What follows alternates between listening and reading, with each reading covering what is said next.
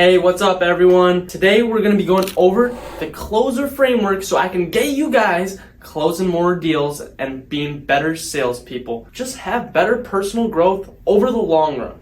So it's an acronym, closer. Pretty much, we got to clarify why are we even talking to a client, whether we're dealing with a pre-foreclosure, a tired landlord, a vacant property, or if we're talking to realtors. You really got to clarify why you're talking to them. Ask them questions like, what's going on with this property? Tell me about this situation. Oh, have they been trying to sell this property? Like, for how long? 90 days? Or depends who you're talking to. So there's so many different questions depending on the personality types you're dealing with and what kind of motivation. So you're kind of trying to clarify their motivation to see if it's a good fit and trying to find their problem a little bit. And they might mention it in the first few sentences as you're talking to them if you ask the correct questions. So we pretty much need to look at, all right, what kind of problem do they have now? Once we see the problem, we say, oh, it seems like you're in this situation where you're not trying to get through this. But pretty much we use these three things. It sounds like, it seems like, it feels like. Once you say these and you heard what someone said in a conversation, it's going to smoothly roll off the tongue where you know what you're talking about because you identified their problem and you're labeling it to make sure that's actually their problem and their situation so you can get them to where they're trying to go in this situation to get to their goals. So once you find their problem, you have to see what have they tried to do to stop this problem for their best situation, like outcome. So you want to see, have they got cash offers, or like why are they selling it? Have they tried nothing? Are they trying to keep the property? What's going on? There could be different possibilities. So you're not going to just give them what we have to offer to the client without identifying what they have tried so far, because we don't want to provide them with a solution that doesn't fit them. So you want to know what truly makes sense by overviewing their past pain. So now we got to sell them on a vacation, which means we got to sell them on the problems we're able to solve. Is it going to be subject to seller financing, Mortgage method, a novation agreement, having someone list it? Is it just going to be a cash deal where we wholesale it, or do a fix and flip, or do a long-term rental, Airbnb? What is it? And is it even single family or multifamily? What's going on? So many different things. But then you got to paint a picture pretty much on where things are going to be looking at the end outcome and how it will look. Not only like the small nitty-gritty details of the situation of like contracts and things they might care about but not like truly care about right now. You want to get them sold on what we have to offer. So you want to create the picture of what the outcome is and how it will smoothly flow. So they're comfortable, feel trust between you two. So you need to understand what their needs are first before you paint a picture of how you think their life should be. They should tell you how their life wants to be, and then you paint the picture with the problem, well, the solution to their problem included into that picture. So they might have some concerns even though you painted the picture. So we got to explain away the concerns and know what kind of stalls and objections and different things that come at us. So the first thing we got to think about with the customer is how much value are we bringing to them versus how much money are they giving to us.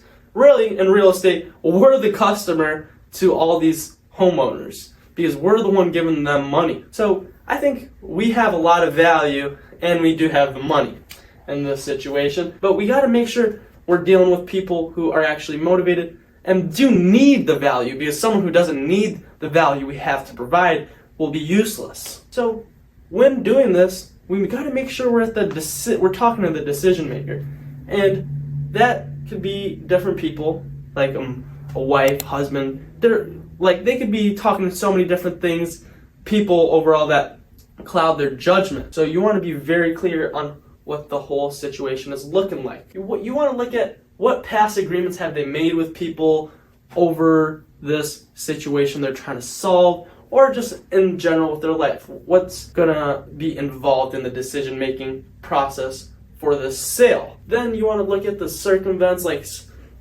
hey, stay away, this is like illegal. What are you talking about? Subject to taking over my mortgage? They're stepping back. So you gotta learn how to handle those situations. They're trying to stall us and pretty much not try to get things fully done. So be aware. And you gotta pretty much know when their stalls are coming into play with different personality types.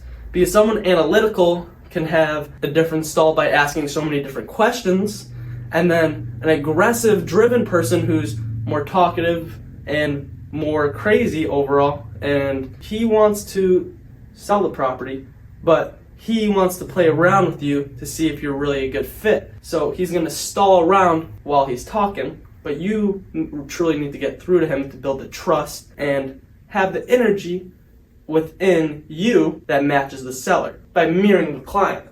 So you got to be very aware of who you're dealing with. Confront what their decision criteria is. You want to try to figure out how are they thinking about this situation when they're trying to decide for the sale you're doing.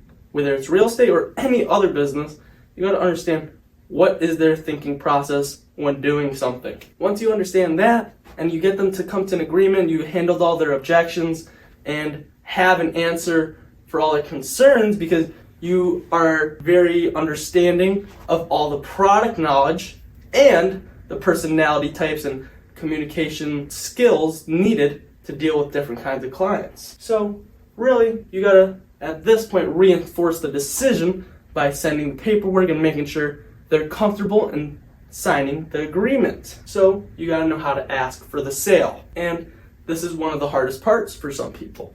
So you gotta know how to do it without being scared. You gotta have confidence and be certain in what you're doing, that you're actually helping these people to ask someone to close. Because if you're not sold on what we're giving to them, how are you going to reinforce a decision into someone? So you got to understand everything about real estate and how we're truly helping someone's life. So when we're talking to these people, you got to understand there's only really 3 things we talk to sellers with. We either ask them questions, so they're opening up to us and telling us something and getting a story out of them to understand what's going on more. And when they're talking, we can restate what they say and show active listening and mirroring techniques by repeating some of the words they say to create relatability and create rapport. So we got to understand what their personality is to create rapport as well. So we need to also create stories that back what we're doing by having examples of what we experienced or knowing of other people's experience that are not only about real estate but in common day-to-day life that tie into a common example that everyone could understand on an easier level. So hopefully this helps you understand what we need to do to get a client to make a decision and even see if they're a good fit.